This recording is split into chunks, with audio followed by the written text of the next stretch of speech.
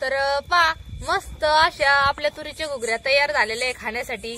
तर पा वास पण किती छान येतोय आणि कलर पण किती मस्त आला तुरीच्या घुगऱ्याला। जय जिजाऊ जय शिवराय। तर मी कविता तुमचं सगळ्यांचं स्वागत करते आवी जिंजुडे या युट्यूब चॅनलवर। तर बघा आता संध्याकाळची वेळ झालेली आहे आणि आभाळ पण आलेलं आहे, तर किती मस्त वातावरण आहे। तर आता आम्ही लागलो स्वयंपाकाला। तर आज ताई नाहीये, आज मी एकटीच होते। तर आपल्याला भरपूर जणांनी कमेंट केल्या त्या की तुम्ही आम्हाला म्हणजे तुरीची घुगऱ्याची रेसिपी दाखवा। तर पा आज आम्ही बनवणार आहे तुरीच्या घुगऱ्या। तर मी एका प्लेट मध्ये तुरी पण घेतलेल्या आहे, तर काळ्या तुरी घेतलेल्या आहे आणि काळ्या तुरीच्या घुगऱ्या बनवायच्या त्या। तर लगेच आता आपल्याला काळ्या तुरीची घुगऱ्या बनवायच्या आहे। तर आता मी एक नंबर चूल पेटून घेणार आहे।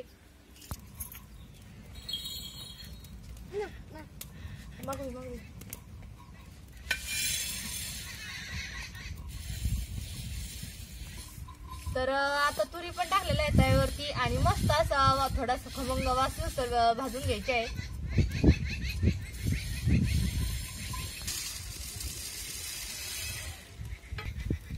तर तुरी पण चांगल्या भाजून घेतल्या आणि कढई पण ठेवली मी। तर आता थोडस असं पाणी कोमट होऊन द्यायचं आणि त्याच्यामध्ये तुरी टाकायची आपल्याला। थोडस पाणी कोमट होऊन द्यावं लागेल एकदा आणि त्याच्यानंतर तुरी धुवून टाकायची आहे।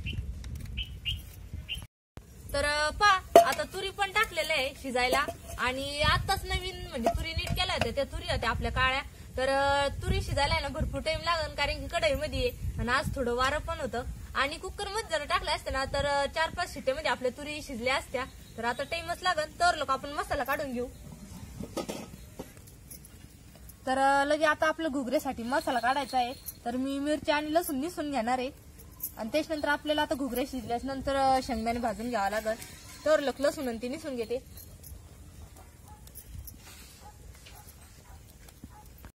तर एका ताटामध्ये चालू होतं मसाला काढायचं काम। तर लसूण ते पण निसून घेतलं आणि सोनपापडी कढीपत्ता सांगितला।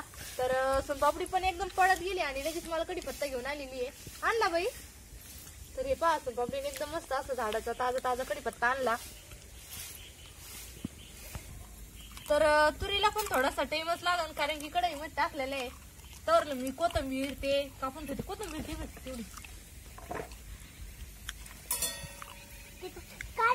हा ना शंभूनीच तयार।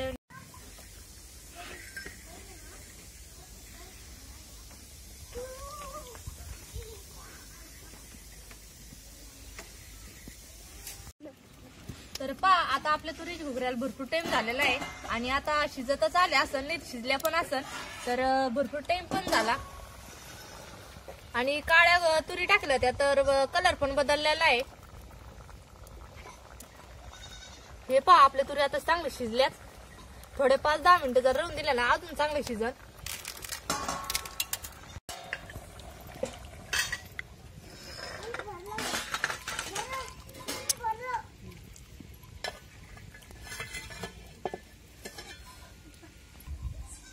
तर तवा पण ठेवला आता आणि शेंगदाणे भाजून घ्यायचे आपल्याला। तर पूर्ण ती शेंगदाणे घेतलेत मी।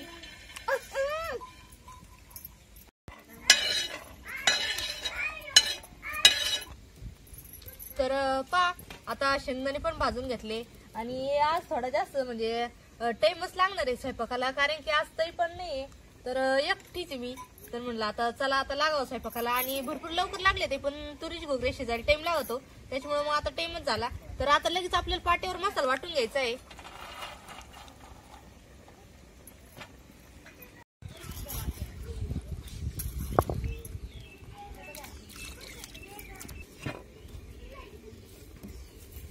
तर मसाला वाटायला आपल्याला एकदा जिरे आणि लसूण आणि मिरची एकदम बारीक करून घ्यायचे आहे। त्याच्यानंतर शेंगदाणे बारीक करायचे। पण मिरच्या ते जर बारीक केलं ना मग मिरच्या पटकन एकदा बारीक झाल्याच्या नंतर मग लई टाइम नाही लागत मसाला वाटायला।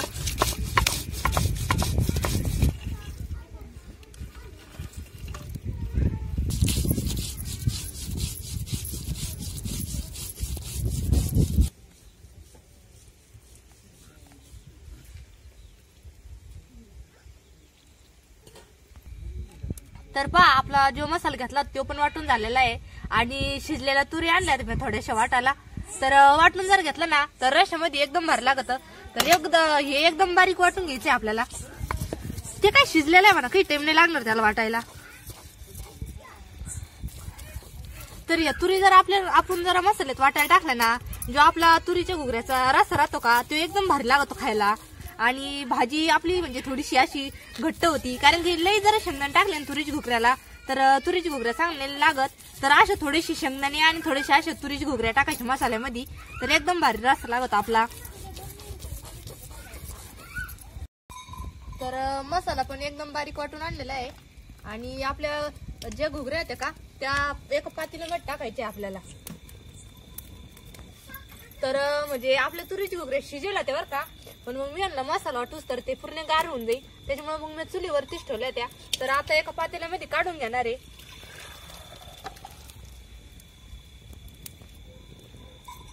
तर जो मसाला मी बारीक करून घेतला होता का तुरीच्या घुगऱ्या ते, तर मी त्या पातेल्यामध्ये तुरीची घुगऱ्या टाकलेल्या आहे. तर त्याच्यामध्येच आता मी मिक्स करून घेणार आहे, कारण की खालीच पातेल्यामध्ये सगळं मसाला मिक्स करून घ्यावा होतो. आणि जेवढा लागेल तेवढा रस्सा पण आपल्याला खालीच पातेल्यामध्ये मिक्स करून घ्यायचा आहे. मीठ पण टाकलेलं आहे मी आता.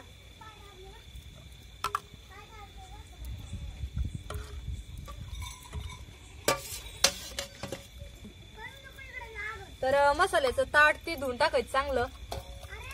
आणि जेवढा लागतो तेवढा रस्सा आपण एका पातेल्यामध्ये म्हणजे खालीचा जेवढा लागतो तेवढा ठेवायचा. तर हे पहा एवढा रस्सा लागतो, लय पातळ पण नाही झाले आणि लय घट्ट पण नाही. तर आता लगेच आपल्याला फोडणी द्यायची आहे.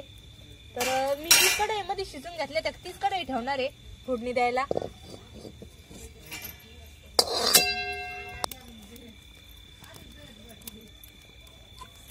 तर एवढा लसूण घेतला होता मी सोलून, आणि फोडणी द्यासाठी एकदम असं बारीक बारीक कापून घ्यायचं आहे. तर तुरीची घुगऱ्याला म्हणजे जास्त लसूण टाकला ना तर घुगऱ्या एकच नंबर लागते खायला. तर हे पहा एकदम असे बारीक बारीक तुकडे करून घेणार आहे मी. तर आपली कढई पण तापती.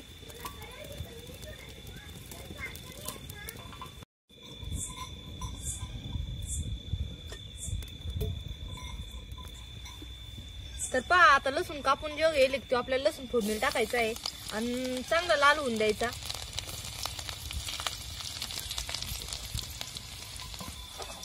तर थोडेसे जिरे टाकायचे, जिरे पण चांगले लाल होऊन द्यायचे. आणि हळद कोणी कोणी टाकीत कोणी नाही टाकीत, पण आमची तर मम्मीने त्या हळद टाकीत थोडीशी, तर थोडीशी हळद पण टाकायची आपल्याला.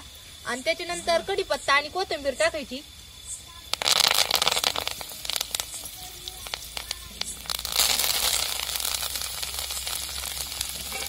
आणि जो आपण हे मसाला ते एकत्र करून घेतला का तर ते फोडणीला टाकायचं आता.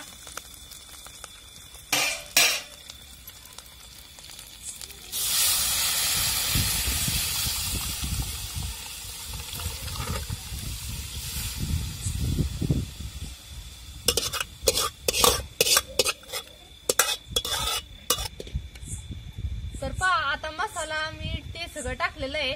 फक्त आता आपल्याला चांगली उकळी येऊन द्यायची तुरीची घुगऱ्याला.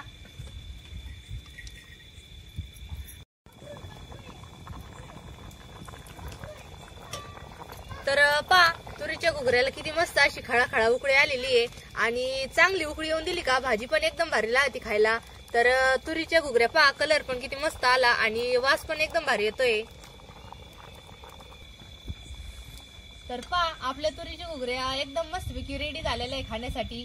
आणि एकदम आपली सोपी पद्धत आहे तुरीची घुगऱ्या करायची. कारण की तुरीची घुगऱ्याला काही मसाले ते लागत नाही. तर फक्त लसूण मीठ मिरची आणि शेंगदाणे जर थोडेसे टाकले ना तर एकदम भारी पद्धतीने आपल्या तुरीच्या घुगऱ्या तयार होत्या. तर भरपूर ताईंची कमेंट होती आम्हाला की ताई तुम्ही तुरीच्या घुगऱ्या दाखवा. तर म्हणलं आज म्हणजे तशा आम्हाला करायच्या त्या, पण मग अजून थोड्या दिवसांनी करायच्या त्या. तर मग मम्मी त्या पण म्हणी करा म्हणी, कारण की आताच तुरी नीट केलेल्या आहे आम्ही 5-6 दिवस झाले तेव्हा. आणि काळ्या तुरी होत्या. तर काळ्या तुरीच्या घुगऱ्या आहे ना खायला एकच नंबर लागत्या. तर आता आपली भाजी पण झालेली आहे आणि मस्त अशा भाकरी करायच्या आहेत सोबत. तर तुरीच्या घुगऱ्याचा व्हिडिओ कसा वाटला, एकदम छोटासा व्हिडिओ आहे आणि साधी सोपी पद्धत होती. तर व्हिडिओ कसा वाटला ते तुम्ही नक्की कमेंट मध्ये सांगा. धन्यवाद.